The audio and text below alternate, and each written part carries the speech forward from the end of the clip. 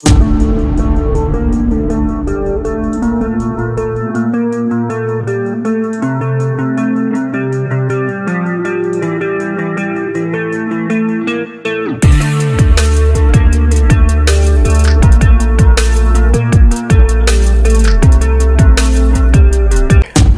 sobat, balik lagi dengan gue yaitu Bang Dendi Mulyadi. Dikarenakan Bang Dendi akan mengungkap dan kita ungkap kasus-kasus yang lagi viral ya. Yaitu kali ini gue akan mereaction lagi yang berjudul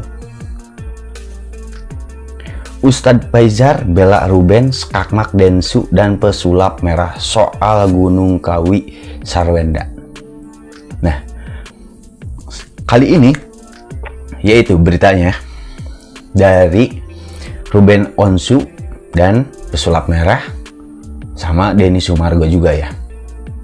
Nah, untuk sumbernya yaitu dari Has Channel. Jadi buat teman-teman semua, kita lanjut ke videonya berikut. Biar gak gagal paham, kalian lalu simak baik-baik dari videonya, tonton yang full. Nah, jadi mari kita eksekusi lanjut ke video tersebut. Oke guys, lanjutkan. Check it out. Perbincangan tentang Gunung Kawi ramai di media sosial. Kali ini Ustadz Muhammad Faizar menjadi sorotan setelah menyampaikan pandangannya mengenai pesugihan. Pendapat tersebut pun dibandingkan oleh warganet dengan pandangan pesulap merah dan Denny Sumargo dalam podcastnya. Lantas seperti apa pesugihan itu? Sedang ramai tentang kasus pesugihan dan penumbalan. Kemudian ada banyak orang-orang yang nge-tag nama saya meminta pendapat tentang pesugihan itu nyata atau tidak. Kita perlu dudukkan permasalahannya ya, bahwa praktek-praktek pesugihan yang landasannya itu adalah ritual syirik itu sama seperti konsepnya sihir. Dan para ulama yang membahas masalah sihir pasti selalu disandingkan dengan pembahasan bab mukjizat dan karomah. Karena sihir berbeda dengan mukjizat, sihir juga berbeda dengan karomah. Yang mana mukjizat, karomah, maunah itu semua datang dari Allah. Adapun sihir datang dari bantuan setan. Sama-sama terlihat seperti supranatural. Hanya saja mukjizat dan karomah itu betul-betul supranatural, khariqul adah, di luar kemampuan manusia, bahkan jin. Itu namanya mukjizat. Ya. Adapun sihir itu bisa dilakukan oleh manusia berupa sulap, ya, oleh bangsa jin berupa fasilitas-fasilitas gaib, ya, dari teknologi mereka yang tidak diketahui oleh manusia. Itu sihir. Jadi bukan seperti mukjizat. Sama halnya seperti praktek-praktek pesugihan ini, hakikatnya itu adalah sihir. Dan di dalam Islam, sihir bisa lancar karena ada istilah istidraj. Apa itu istidraj? Teman-teman bisa melihat di Al-Quran, di surat Al-An'am ayat 44. Falamma nasu ma dzukiru bihi fatahna alaihim abwaba kulli syai' hatta idza farihu bima utu akhadnahum baghtatan fa idahum mublisun. Ketika mereka melupakan peringatan-peringatan yang telah diberikan kepada mereka, yang telah datang kepada mereka, fatahna alaihim abwaba kulli syai', kami bukakan untuk mereka pintu-pintu segala sesuatu, pintu-pintu kesenangan. Yang mau kaya dibukakan sama Allah, yang pengen kekuatan dibukakan, yang kepengen karirnya melejit dibukakan. Sengaja supaya bertambah kezalimannya, bertambah kekufurannya, tertipu dengan persangkaannya sendiri bahwa penghambaannya kepada para setan itu bisa mendatangkan keberhasilan. Sengaja dibukakan. Hatta idza farihu bima utu, ketika mereka telah bahagia, senang terhadap apa yang telah diberikan kepada mereka, akhadnahum baghtatan fa idahum mublisun, kami ambil secara serempak. Detik itu juga dicabut semuanya sehingga mereka berputus asa, gigit jari. Memang seperti itu istidraj. Nah, pesugihan-pesugihan yang ya semacam dengan itu dibukakan dengan setan-setan itu membantu para hamba-hambanya untuk bisa melejit karirnya, supaya bisnisnya itu lancar, supaya dia itu auranya seakan-akan berbinar-binar, memancar sehingga setiap orang yang dengar perkataannya dia langsung tunduk, melihat wajahnya langsung merasa kasihan. Nah, itu ada aura-aura tersendiri yang dari sihir-sihir para setan itu. Ya. Dan ingat, nggak ada yang gratis dari bantuan-bantuan setan. Dalam surat Al-Jin ayat 6 sudah dijelaskan. Wa annahu kana rijalun minal insi ya'uduna birijalin minal jinni fazaduhum rahaqa. Dan bahwasanya ada laki-laki dari manusia yang meminta perlindungan kepada laki-laki dari bangsa jin, maka jin-jin itu akan menambah kesesatan untuk mereka. Dibikin tambah sengsara. Kelihatannya mentereng, kelihatannya dia kaya, kelihatannya dia setelah melakukan ritual pesugihan langsung lancar dagangannya, bisnisnya, karirnya, utang-utangnya lunas. Tapi ingat, ada harga yang harus dibayar. Disitulah jin tersebut atau setan-setan tersebut akan menambah kesesatan bagi setiap orang yang meminta perlindungan, pertolongan, atau bermitra dengan mereka, minta jasa mereka. Minta tumbal. Dari mulai yang paling ecek-ecek barangkali cuma minta kembang, telur, ya, ayam semani, kambing bandot, sampai manusia, na'udzubillah min dzalik. Bahkan dirinya sendiri akan digerogoti, ya, gara-gara apa? Menukarkan jiwa raganya untuk menghamba kepada setan. Na'udzubillah min dzalik. Emang setan bisa bercampur pada harta manusia?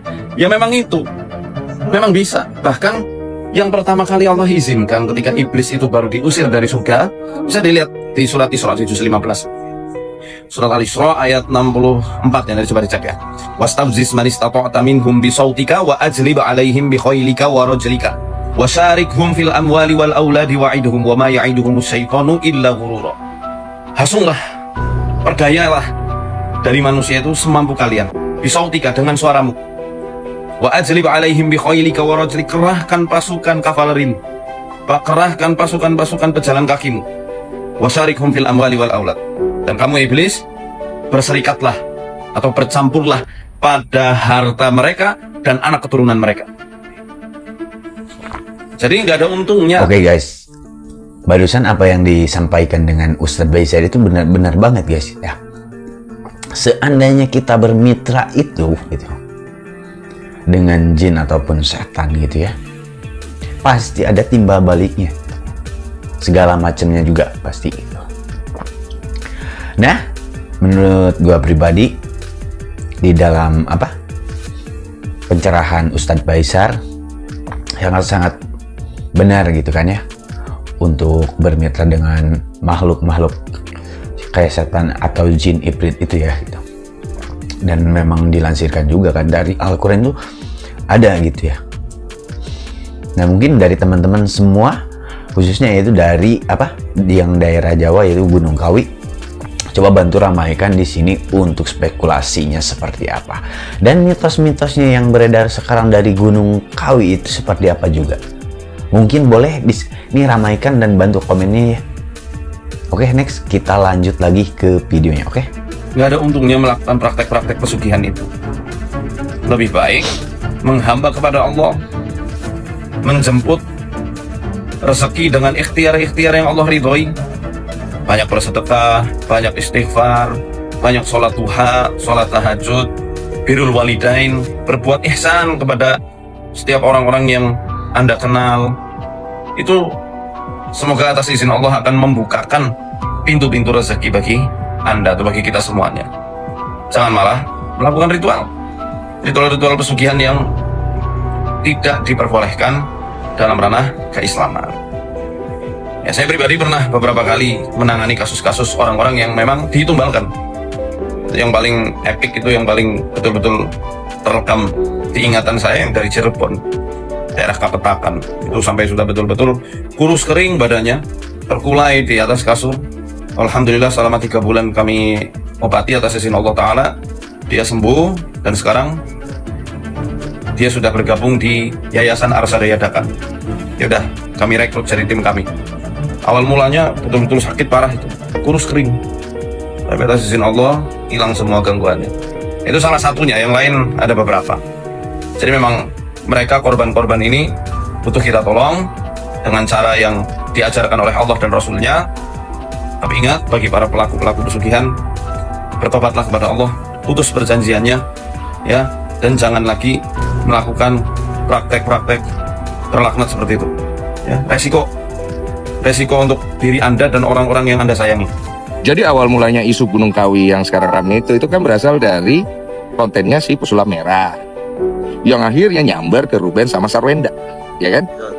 Kemudian rame meledaknya di kontennya Jejak Backpacker yang ngahadirin narasumber dengan nama samaran Fitri yang disangkut-sangkutin oleh netizen bahwa ini Ruben, ini Sarwenda. Setelah itu, begitu itu makin rame, nggak ada nyapu tuh. Maksudnya, ini kan ada orang yang akhirnya terfitnah nih, atau mungkin benar dengan berita atau informasi yang keluar itu. Pesulap merah nggak beresin cepet. Jejak Backpacker, posisinya, dia juga harusnya kan lihat, oh ini kok disangkut-sangkutin ke Ruben sama Sarwenda ya? Padahal bukan dia, gitu kan? Kalau memang bukan dia kan gitu kan? Ya, gue jawab deh gitu. Guys, ini yang dimaksud oleh narasumber saya kan Sarwenda sama Ruben loh gitu. Supaya clear, ini artis lain. Tapi dia tidak lakukan itu. Nah, sebagai seorang content creator, kita ada tanggung jawab ketika kita melempar sebuah informasi dan itu menimbulkan isu dan isu itu merugikan orang lain. Kita punya tanggung jawab untuk memberikan penjelasan bahwa apakah itu benar ke arah sana atau tidak. Dan sorry ya, itu nama baik loh. Kalau orang itu kesannya pesugihan, itu terekam di jejak digital. Anak-anaknya nonton, orang lain yang melihat itu bisa menangkap bahwa pesugihan ya kayaknya. Si pesulap merah, dia harus klarifikasi. Kemarin kan udah tuh di podcast. Jejak Backpacker juga harus menjelaskan, walaupun memang kan dia nggak nyebut nama. Netizen yang ngomong kayak begini. Ya, oleh karena itu, karena ada isu itu, dia tinggal jawab bahwa apa yang diasumsikan oleh netizen tidak benar. Begitu dong, kalau dia diem, orang pikir benar. Orang pikir benar.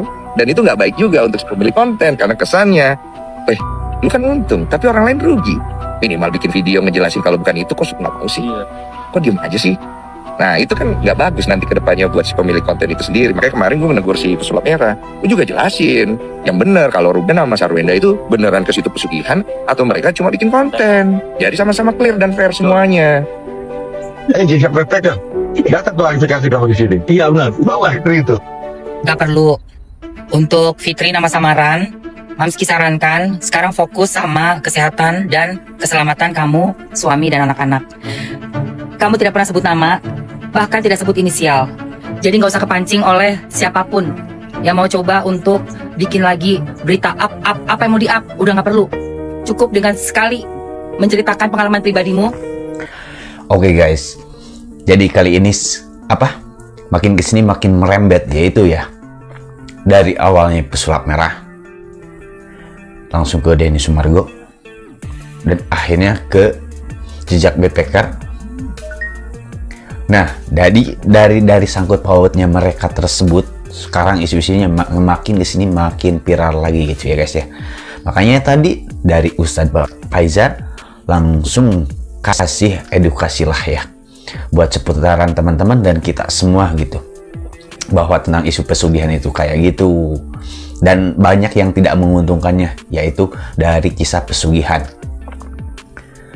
Nah, untuk dari pesulap merah sama Denny Sumargo terus Jejak Backpacker, nah sekarang isu ini semakin lagi viral lagi ya guys ya. Contohnya yaitu si Jejak Backpacker belum mengklarifikasi gitu kan tentang isu-isu tersebut gitu kan ya. Nah, cukup dari gue segitu dulu aja. See you next time di video-videonya gue yang terbaru. Dan buat temen-temen, terima kasih yang sudah bantu dan supportnya. Kali ini gue pamit undur diri dulu. Wassalamualaikum warahmatullahi wabarakatuh.